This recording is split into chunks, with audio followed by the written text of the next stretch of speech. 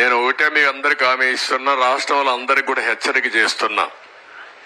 ఎవరైనా సరే ఆడబిడ్డల జోలుకొచ్చి మతాంధకారంతో గాని ఇచ్చలవిడిగా ప్రవర్తిస్తే ఎవరిని వదిలిపెట్టను.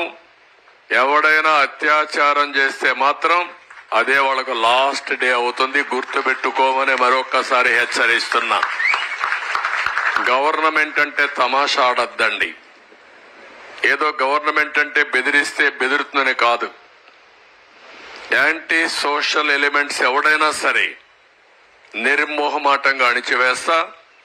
మర్యాదగా ఇంతవరకు చెప్పా, ఎవరైనా కైపెక్కి లేకుంటే గంజాయి తినేసి తాగేసి లేకుంటే మద్యం తాగేసి ఇష్టానుసారంగా చేస్తే మాత్రం తీవ్ర పరిణామాలుంటాయి.